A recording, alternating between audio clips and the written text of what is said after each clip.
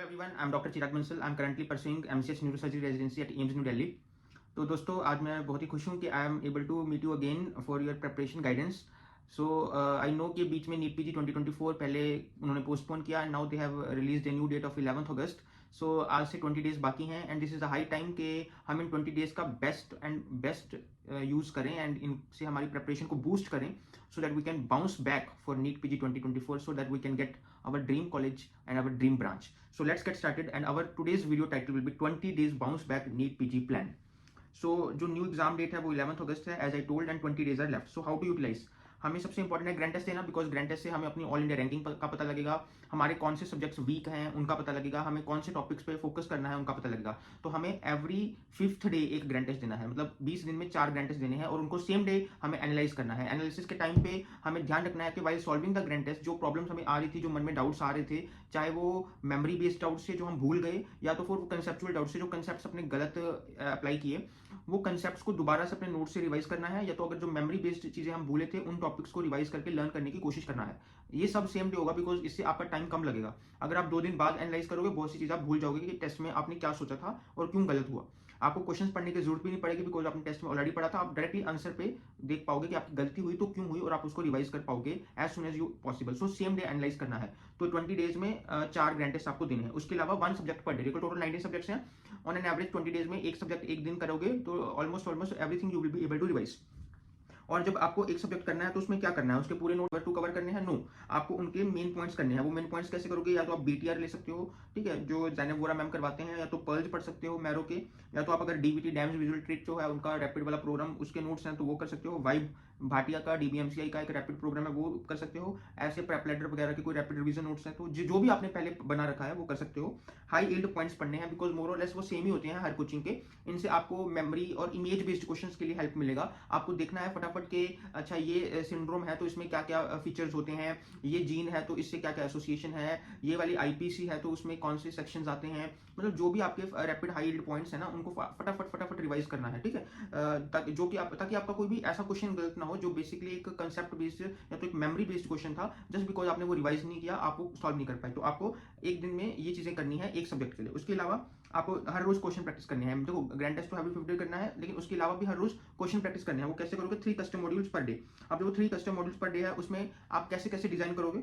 एक पीवाई की only custom module. ध्यान रखना आप अराउंड 50 एमसीक्यूज का एक कस्टम मॉड्यूल बनाओगे. 50 एमसीक्यूज का एक कस्टम मॉड्यूल बनाओगे. उसमें सबसे पहला पीवाईक्यूज ओनली, क्योंकि प्रीवियस ईयर क्वेश्चंस इंपॉर्टेंट है. आप उसमें बस नीट के पीवाईक्यूज सेलेक्ट कर लो जो हैशटैग लगाते हो, उसका एक कस्टम मॉड्यूल बनाओ, उसको सॉल्व करो. उससे आपको हेल्प क्या होगी? उससे आपको हेल्प ये होगी कि आप जल्दी प्रीवियस ईयर क्वेश्चंस को भी सॉल्व कर पाओगे. ऑल 19 सब्जेक्ट्स का कस्टम मॉड्यूल बनाओ, चाहे आप उस दिन कोई भी सब्जेक्ट पढ़ लो. इससे आपको 19 सब्जेक्ट से एक टच बना रहेगा ताकि आप लास्ट डे आपको ये ना लगे कि ये चीज तो मैं भूल गया. तो आपको ये भी पता लगे कि आपको बाकी सब्जेक्ट्स भी आ रहे हैं. Subject wise custom module for that day subject. जो भी सब्जेक्ट उस दिन पढ़ रहे हो उसका एक subject wise custom module solve करना है ताकि आपको ये पता लगे कि आपने ये पॉइंट्स तो पढ़ लिए बट ये पॉइंट आपका अभी भी छूट रहा है तो आप उसको फटाफट रिवाइज कर सको. और इसमें जितने मैक्सिमम आपके ठीक होंगे उतनी आपकी प्रिपरेशन अच्छी होगी. तो रोज ये 3 कस्टम मॉड्यूल सॉल्व करने हैं, ठीक है, समझ में आ गया. और हर सब्जेक्ट में क्या पढ़ना है आपको मैंने ये बता दिया, ठीक है.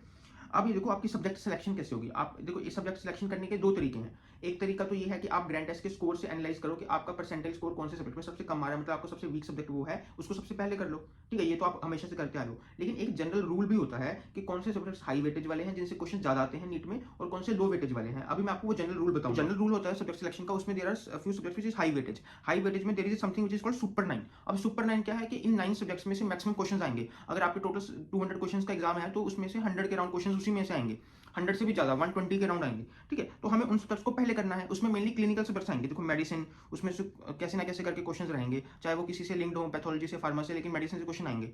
ऑब्जन गाइनी उनसे बहुत सारे क्वेश्चन आएंगे. सर्जरी, पीडियाट्रिक्स, ऑर्थोपेडिक्स, पीएसएम से भी काफी तुमसे पूछा जाएगा. बायोस्टैट्स क्या होते हैं और उसके अलावा जो भी कम्युनिकेबल और नॉन कम्युनिकेबल जैसे पैथोलॉजी, फार्मा एंड माइक्रो, ये सब्जेक्ट्स को सबसे पहले करना. अब इंटरमीडिएट वेटेज सब्जेक्ट्स में जो थोड़े छोटे सब्जेक्ट्स हैं या फिर कहो के जो इंपॉर्टेंट है लेकिन क्लिनिकली इंपॉर्टेंट है, डर्मा स्किन में से क्वेश्चन आते हैं, ईएनटी, ऑफ्था में से भी क्वेश्चन आते हैं अच्छे खासे. Anatomy, physiology and biochemistry. अब फिजियोलॉजी बायोकेमिस्ट्री के जो मोस्टली क्वेश्चन होंगे वो डायरेक्ट नहीं होंगे.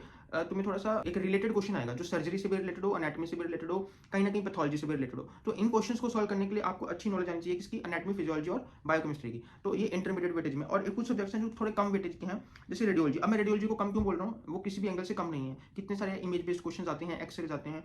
मेरा ये कहने का मतलब है कि जब आप अच्छे से सर्जरी वगैरह पढ़ लेते हो, ऑर्थोपेडिक्स पढ़ लेते हो, तो रेडियोलॉजी ऑलमोस्ट अपने आप कवर हो जाती है. ऐसे अलग से तुम्हें तुम्हें कोर रेडियोलॉजी में जाके चीज़ें करने की जरूरत नहीं है, मोस्टली इंटीग्रेटेड रेडियोलॉजी पूछी जाएगी जो तुम और सब्जेक्ट्स में कर चुके हो। अब साइकेट्री एनेस्थीसिया देखो कभी कभी ऐसे थोड़ा सा डेविएशन होता है, इन सब्जेक्ट से भी क्वेश्चन आ जाते हैं, हो सकता है इनसे ज़्यादा भी आ जाएं, लेकिन जनरल रूल से इसके इनसे थोड़ी वेटेज कम रहती है।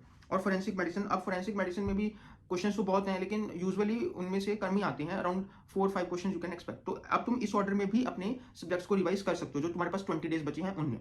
अब मैंने V+ लिखा है कुछ भी, अब V+ का क्या मतलब है, वोलेटाइल टॉपिक्स। अब मैंने ये अलग से क्यों मेंशन किया, क्योंकि ये सबसे इंपॉर्टेंट हो जाता है, क्योंकि मैं जहां तक मानता हूँ एग्जाम के पहले तुम सब कुछ तो रिवाइज नहीं कर सकते, है ना। तुमने जो 5 साल में पढ़ा है, जो तुम्हारे कंसेप्ट बने हैं, वही तुम्हारे मेनली काम आने हैं। तो एग्जाम के कुछ टाइम पहले, जैसे अभी 20 दिन बचे हैं, तो तुम जो कर सकते हो वो क्या है, वो तुम वो चीजें रिवाइज करो जो तुम्हें जल्दी भूलती हैं, यानी कि वोलेटाइल टॉपिक्स। वोलेटाइल टॉपिक्स में हमें पता होना चाहिए ना कौन से सब्जेक्ट्स में वो मेनली हैं।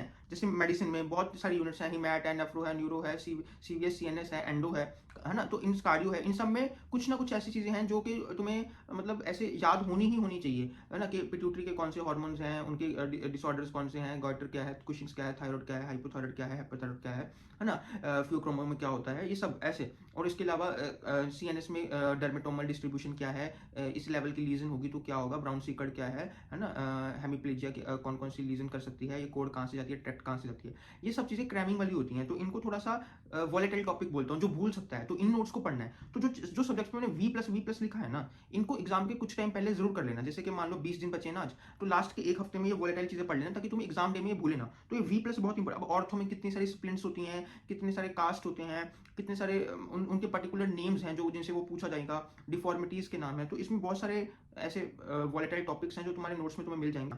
PSM में बहुत सारा वॉलेटाइल चीजें हैं, बायोस्टैट्स है, उनके प्रॉपर ऐसे PSM में तो अपडेट्स आती रहती हैं, तो वॉलेटाइल चीजें हैं, तो इनको भी कर लेना है। फार्मा में कितने सारे ड्रग्स हैं, उनके कितने सारे मैकेनिज्म्स हैं, न्यू ड्रग्स की लिस्ट आती है FDA अप्रूव्ड, उनको भी वॉलेटाइल में गिन रहा हूँ मैं। माइक्रोबायोलॉजी में बहुत ज्यादा वॉलेटाइल चीजें हैं।